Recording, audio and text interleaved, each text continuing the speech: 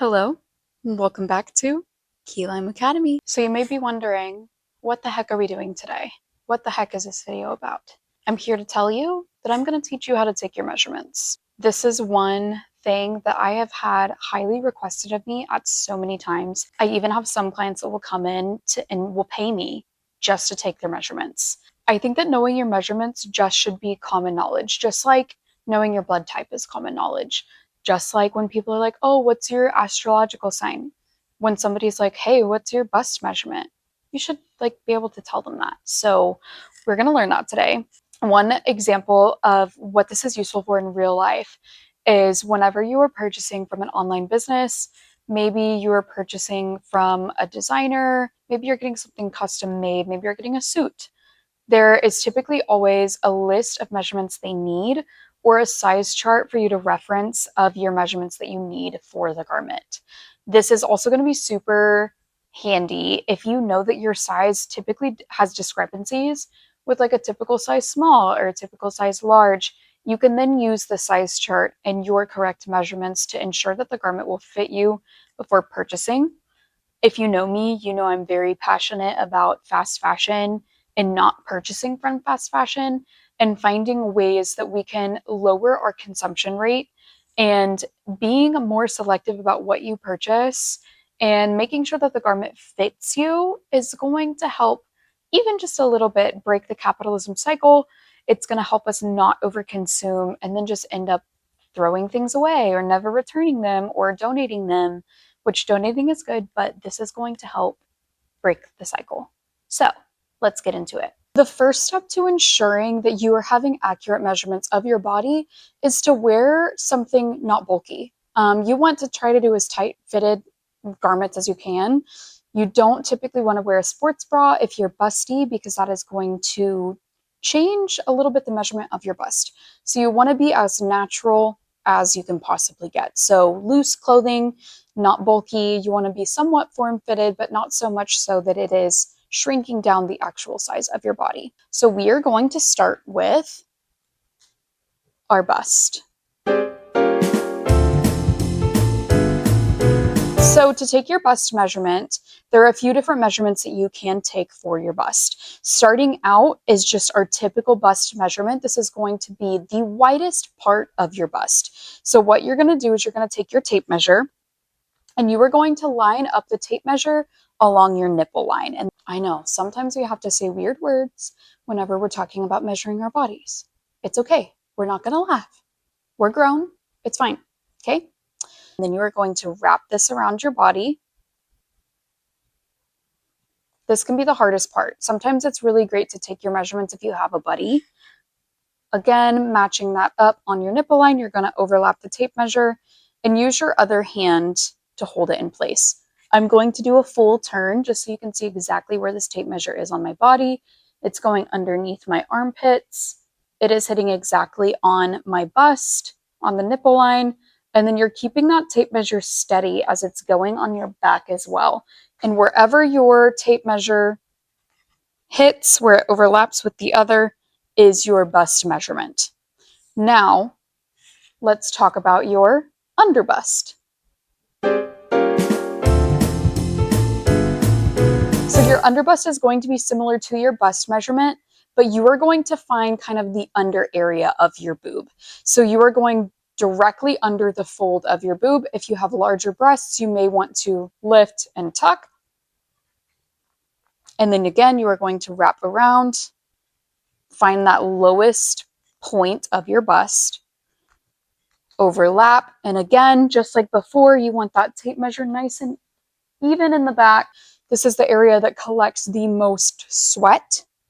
If that's helpful at all, you want that sweaty area. And then overlap, same thing. Where that overlaps is going to be your bust measurement. Okay, the next measurement we're going to chat about is your waist. So a waist measurement is something that can be a little bit open to judgment of where you like your pants to sit. If you're taking your waist measurement for a dress or something that is going to have a standard preset waist, this is how you're going to take your measurement. So typically your waist is going to be the most narrow part of your torso. To find that can sometimes be tricky. So your waist is going to be between the top of your hip bone and underneath your very last rib. So somewhere in this area, you're going to feel for your hip bone right at the very top, and then feel for that last rib. You can also bend to the side and find kind of that first natural fold that is going to be between your hip bone and your rib. That is where you're going to place the tape measure. So finding that area, bending over, adjusting if you need to. Wrap your tape measure around, nice and snug. Typically a waist measurement, you want to be snug. And same as before, you want that measurement to be nice and even. You don't want a jagged line. Overlap your tape measure, and that is your true waist. Now, if you are a low-rise girly, your waist is going to be more like your hip measurement. So instead of starting out higher, you are going to start at the point that you prefer your pants to hit. So whether you're doing a skirt or a pair of trousers or something of that sort, you want to kind of pull the waist of your pants down to the area that you prefer.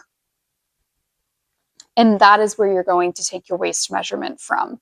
If you find that your true waist measurement is not as high rise as you typically like, then you are going to come up a bit depending on where you like the rise of your pants to sit. Does that make sense? Hopefully that makes sense. Our next measurement are going to be our hips. This is one that there are typically a lot of discrepancies in the measurement process. Your hips not only include your hips and your hip bones, but it also includes your booty.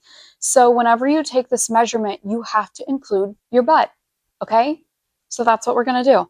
You're gonna take your tape measure, you're gonna look into the mirror, find your widest part of your hip bones, and that's where you're going to take the tape measure along your butt. You want the tape measure to go over your rear and around the front.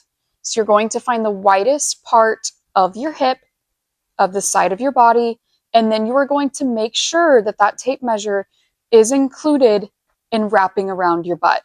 If you don't do this, you risk the likelihood, especially if you have a big booty, of it not, whatever garment you're buying, not going over your bum. And that's a bummer. So, like I said, find your hip, wrap it around, get your butt in there, and measure from there. Now let's talk about our outer leg seam and our inseam measurement. So if you are purchasing a dress or a pair of pants and you're using the size chart, this is going to be super beneficial. So your outer leg seam is from your waist down to the floor. So this measures if the length of the garment is going to fit you. And then your inseam measurement is from your inner crotch. So it's from your crotch all the way to the floor. So there's kind of two measurements that are counteracting each other that give you the end result. So this is going to be a way that you can do this if you are by yourself, because it can be tricky. You are going to, again, find your natural waist or wherever you like your pants to hit from. You know, we talked about that before. Now that comes in handy, because if you're measuring from the high-waisted version down to the floor, but they're a low-waisted pant, it's not going to fit correctly. So you're going to find, I always like my pants to hit at my natural waist. So we're going to find that measurement, fold over or feel between your rib and your hip. And then you're going to take your tape measure and you're slowly going to kind of stand on it until you have a nice taut line. That is going to give you that exact measurement. So now we're standing on it. So we're just going to let go of the tape measure and grab at that measurement. And now we know our outer leg length. So for our inseam, we're going to do that the same way, but now we're coming from our inner leg seam. So you're going to measure from the crotch, and then you're going to shuffle. Make sure your tape measure is not twisted anywhere. You're going to shuffle until you get that tape measure nice and where you want it. Make sure that as you're looking down, that you stand up straight and make sure that that's still the right measurement, because often when we bend down, it changes our length. So we want to make sure that tape measure is hitting where it needs to. So same process. Once you get that where it needs to be, you're standing up nice and tall.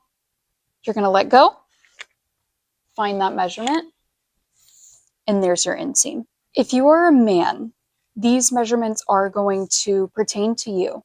So men's measurements are specifically highlighting the neck, shoulder, and chest area. Typically, your waist is also important, but the process to find your waist for men's clothing is the same as women's clothing. The only difference with men's versus women's option, men typically don't have as big of a bust, and they're typically more have a broader chest, broader shoulders, and a broader neck. So we are going to talk about those measurements. Starting up is going to be your neck measurement. This is going to be pretty similar to how you think it would be measured. You're going to take the tape measure, wrap it around your neck. Make sure your posture is nice and tall. If you are measuring for a turtleneck that goes really high, you're going to want to go higher on your neck. And you want this to be comfortable. Do you want your garment to choke you out? Probably not. So you're going to hold the tape measure about where you would want the garment to sit on your neck. Once you have that, you will remove your tape measure. If you want a lower rising, go lower on your neck. Pretty simple when it comes to the neck measurement. Now, when it comes to your chest measurement, it's going to be a little bit different than bust for women. You are going to come directly under your armpit. So if you're a woman, this measurement is going to be a little bit higher than your bust, but typically this is where the chest is most pronounced. So you're going to measure from directly under your armpits. Again, same as before, you want that measurement to be pretty much level throughout the body, and that is going to be your chest measurement. Now, a lot of times, your shoulder measurement is going to be important as well. This is going to be trickier to do solo, so I'm going to show you on one of our manis.